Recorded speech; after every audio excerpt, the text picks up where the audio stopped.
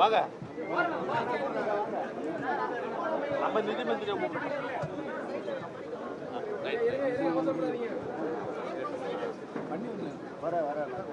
பத்திரிகை நண்பர்களுக்கு மீண்டும் என்னுடைய வணக்கத்தை தெரிவிச்சுக்கிறேன்.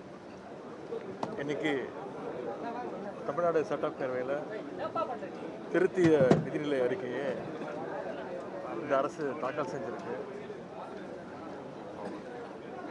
முழுமையாக பார்க்கும்போது இந்த பட்ஜெட் எப்படி இருக்குன்னா, இந்த அரசு அமைஞ்சு கிட்டத்தட்ட 100 நாட்கள் ஆயிடுச்சு. 100 நாட்களில் இந்த அரசுடைய மார்க் அப்படின்னு யாரை கேட்டாலும் மிகப்பெரிய ஒரு 0 சொல்லுவாங்க, 0 அப்படின்வாங்க. அதே மாதிரி இந்த பட்ஜெட்டும் இன்னைக்கு மிகப்பெரிய ஒரு 0. நாங்களும் தொடர்ந்து கேட்டுகிட்டே இருந்தோம். எங்களுடைய தலைவர் சொன்னார், நாங்களும் சட்டசபையில் பேச சொன்னோம், நிறைய தேர்தல் வாக்குறுதிகள் கொடுத்துருக்குறீங்க, அதை உடனடியாக உங்களால் செய்ய முடியாது, ஆனால் எப்போ செய்ய போகிறீங்க அப்படின்னு ஒரு டைம் டேபிள் சொல்லுங்கள், ஒரு ரோடு மேப் கொடுங்க அப்படின்னு தொடர்ந்து கேட்டுக்கிட்டே இருந்தோம். அந்த வாக்குறுதிகள்லாம் எப்போ நிறைவேற்றுவீங்கன்னு தொடர்ந்து இந்த அரசியலை கேட்டுக்கிட்டே இருந்தோம். இந்த பட்ஜெட் பற்றி பார்த்தீங்கன்னா, எங்களுடைய திராவிட மாடல் அரசு, எங்களுடைய தலைவர் கடந்த ஆட்சியில் என்னென்ன திட்டங்கள்லாம் கொண்டு வந்தாங்களோ அதற்கு மேலாம் ஒரு ஸ்டிக்கரை ஒட்டியிருக்கிறாங்க.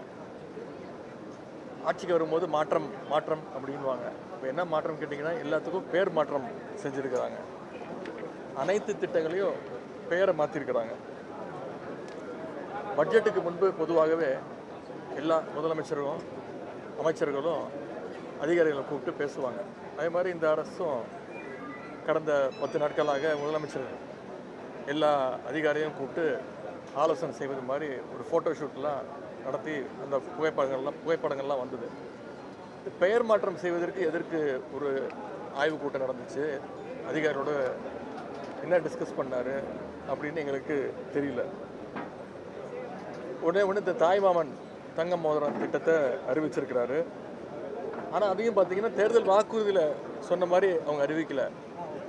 தேர்தல் பிரச்சாரத்தின் பொழுது ஒரு வாக்குறுதி என்ன சொன்னார்னா, தமிழ்நாட்டில் பிறக்கக்கூடிய அனைத்து குழந்தைங்களுக்கும் அந்த தங்க மோதிர திட்டம், தாய்மாமன் தங்க மோதிர திட்டம் அப்படின்னு சொன்னார்.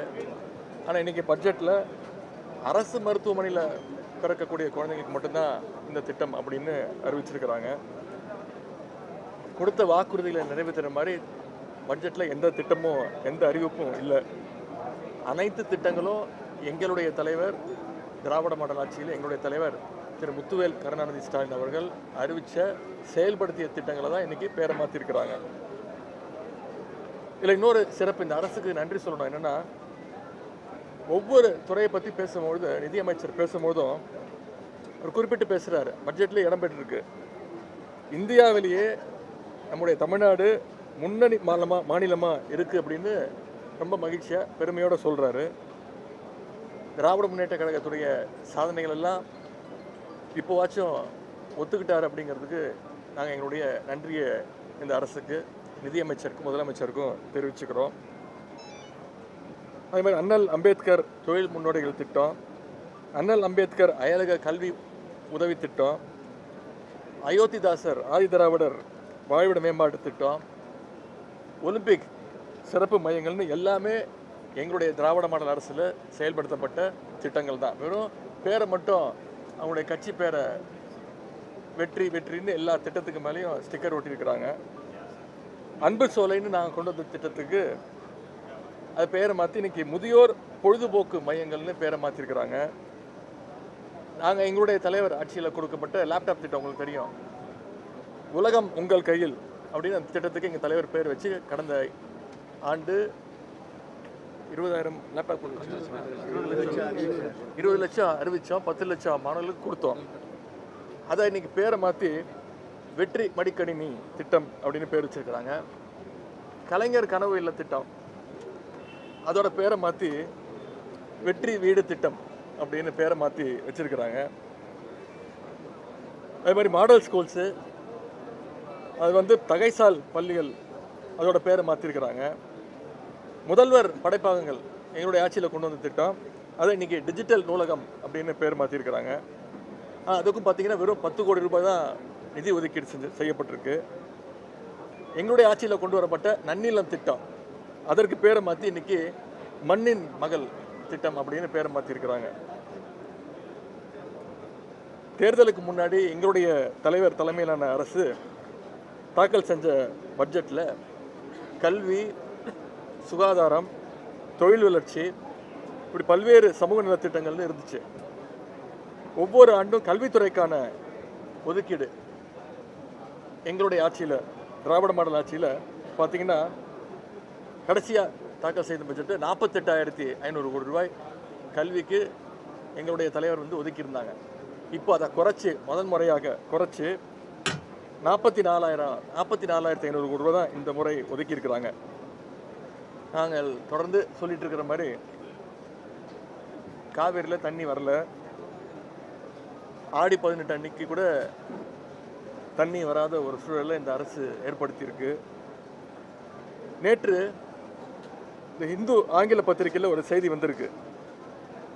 கடந்த 50 வருடங்களில் இல்லாத அளவுக்கு இந்த ஜூலை மாதத்தில் காவிரி நீர் வரத்து குறைவாக இருக்குன்னு அந்த பத்திரிகையில் செய்தி வெளியிட்டிருக்கிறாங்க. மேகதாது அணை கட்டும் கர்நாடகாவை தடுத்து நிறுத்துறதுக்கு இந்த ஆட்சிக்கு வக்கு இல்லை, தைரியம் இல்லை, வேடிக்கை பார்த்துக்கிட்டு இருக்கிறாங்க. விவசாயிகள் தொடர்ந்து போராட்டம் பண்ணிட்டு இருக்கிறாங்க. இந்த ஆட்சி அமைஞ்சதுலேருந்து இந்த 3 மாதமாக யார் அதிகமாக பாதிக்கப்பட்டிருக்காங்க பார்த்தீங்கன்னா விவசாயிகள் தான் பாதிக்கப்பட்டிருக்கிறாங்க. முழு பயிர்க்கடன் தள்ளுபடின்னு தேர்தல் வாக்குறுதி சொன்னாங்க. ஆனால் இப்போ அதுக்கு ஒரு கண்டிஷன் போட்டு 50,000 ரூபாய் வரைக்கும், 50,000 ரூபா தானே, 75,000 அதையும் மாற்றிருக்கிறாங்க. ஆனால் அதையும் செயல்படுத்தலை. முதல்ல 50,000 சொன்னாங்க, எதிர்ப்பு தெரிவித்தோம், அது 75,000 ரூபாய் மாற்றினாங்க.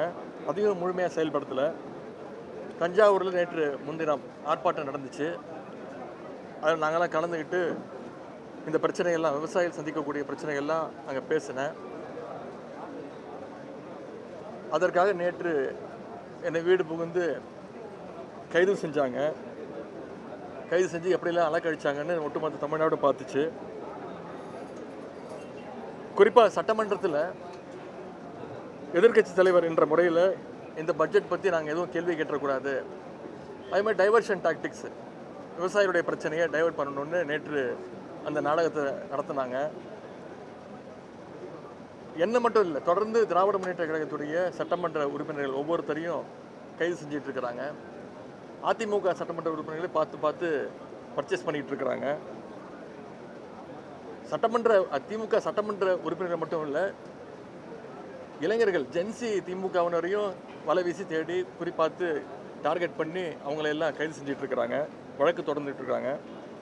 ஏன்னா இந்த ஆட்சியில் அவ்வளோ பிரச்சனைகள் இருக்குது, ஒவ்வொரு நாளும் அவ்வளோ பிரச்சனைகள் இருக்குது. அதையெல்லாம் திசை திருப்ப இந்த கைது நடவடிக்கைகளை இந்த அரசு எடுத்துக்கிட்டு இருக்கு. கடந்த 100 நாட்களாக சட்டம் ஒழுங்கு பிரச்சனை சிரிச்சிட்டு இருக்கு. குழந்தைகள், பெண்கள், வயதான பெண்கள், இவங்க இப்படி யாருக்குமே இந்த அரசில் பாதுகாப்பு இல்லை. அரசு ஆட்சிக்கு வந்த பிறகு கடந்த 5 வாரத்தில் மட்டும் 4 லாக்அப் மரணங்கள் நடந்திருக்கு, 5 சாதி ஆணவ படுகொலை நடந்திருக்கு. இதெல்லாம் தினசரி செய்திகளில் நீங்களே ஒளிபரப்பிட்டு இருக்கீங்க, மக்கள் பார்த்துட்டு இருக்கிறாங்க. ஆளுங்கட்சியை சேர்ந்த சில பேர் குற்றம் செய்வதற்கு லைசன்ஸ் வாங்கின மாதிரி அவ்வளோ குற்ற செயலில் ஈடுபட்டு இருக்கிறாங்க, துணிச்சலோடு தைரியமாக செயல்பட்டு இருக்காங்க. பழனி கோயில் நில மோசடியை பார்த்து இன்னைக்கு ஒட்டுமொத்த தமிழ்நாடே அதிர்ந்து போயிருக்கு. இந்த அரசு ஆட்சிக்கு வந்ததும் மின்சாரம் வரதுல முதல் நாள்லேருந்தே பிரச்சனை. இப்போ இபி பில் மிகப்பெரிய ஒரு பிரச்சனையாக மாறி இருக்கு. கிட்டத்தட்ட 3.5 லட்சம் குடும்பங்களுக்கு வழக்கத்தை விட பல மடங்கு அதிகமாக இன்னைக்கு இபி பில் வந்திருக்கு.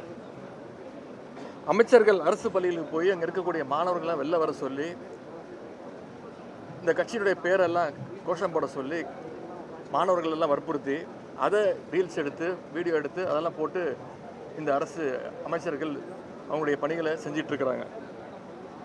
அது மட்டும் இல்லை, இந்தியாவே நீட்டை எதிர்த்து போராடிட்டு இருக்கு. அதை எதிர்த்து இந்த அரசு எந்த விதமான நடவடிக்கையும் எடுக்கவே இல்லை. அதற்கு மாறாக போராட்ட மாணவர்கள் மீது தடியடையே இந்த அரசு நடத்தியிருக்கு. விலைவாசியும் உயர்ந்துகிட்டே போகுது. அரிசி விலை பல மடங்கு அதிகமாக இருக்குது. ஆனால் இதையெல்லாம் கேட்டால் முதலமைச்சர் பதில் சொல்ல மாட்டார். முதலமைச்சருக்கு பதிலாக பொதுப்பணித்துறை அமைச்சர் பதில் சொல்லணும் அப்படின்னு ஒரு முதலமைச்சருக்கு ஒரு முன்ஜாமீன் வாங்குறாரு. இந்த மாதிரி ஒரு நகைச்சுவையை இந்திய ஜனநாயகம் எந்த மாநிலத்திலையும் எந்த சட்டமன்றத்திலையும் பார்த்துருக்காது. நேற்று பொதுப்பணித்துறை அமைச்சர் பேசியிருக்கிறாரு. அதாவது அதுக்கு முன்னவர் தீர்மானம் கொண்டு வரணுமா, எதிர்கட்சிகள் ஏதாவது கேள்வி கேட்டுச்சுன்னா அதற்கு முதலமைச்சர் பதில் சொல்ல வேண்டிய அவசியம் இல்லையா, இவங்க தான் பதில் சொல்லுவாங்களாம். இதற்கு எதற்கு முதலமைச்சர் அவைக்கு வரணும், இதுக்கு எதுக்கு நாங்கள்லாம் அவைக்கு வரணும் அப்படின்ற கேள்வியை பத்திரிகையாளர் நீங்கள் இந்த அரசை பார்த்து கேட்கணும்னு கேட்டுக்கொள்கின்றேன். கொடுத்த வாக்குறுதிகளை நிறைவேற்ற டைம் வேணும்னு முதலமைச்சர் கேட்டார் ஆட்சி அமைஞ்சோன்னு. இந்த பட்ஜெட்டில் அதையாச்சும் சொல்லுவாங்கன்னு எதிர்பார்த்தேன். ஆனால் அதை சொல்வதுக்கு கூட அவங்களுக்கு டைம் இல்லை, இன்னும் டைம் கேட்குறாங்க. எனவே நடக்க போகிற கூட்டத்தொடர் முழுவதும் ஆணித்தரமாகவும் உறுதியாகவும் மக்கள் பிரச்சனைகளை நாங்கள் திராவிட முன்னேற்ற கழக உறுப்பினர்கள் எங்களுடைய தலைவருடைய அறிவுறுத்தல் பேரில் பதில் சொல்ல நாங்கள் கேள்வி கேட்க ரெடியாக இருக்கிறோம். பதில் சொல்ல இந்த அரசு ரெடியாக இருக்க வேண்டும். நன்றி, வணக்கம். கலைஞர் மகளிர் உரிமை தொகை திட்டத்துக்கு அதை பற்றிலாம் கலைஞர் மகளிர் உரிமை தொகை திட்டத்தை பற்றி பேசவே இல்லை அவங்க. அதை உயர்த்தி கொடுக்குறேன்னு சொன்னாங்கல்ல, 2500 ரூபா உயர்த்தி கொடுக்கும்போன்னு சொன்னாங்கல்ல, அதெல்லாம் இந்த பட்ஜெட் அதை பற்றி பேச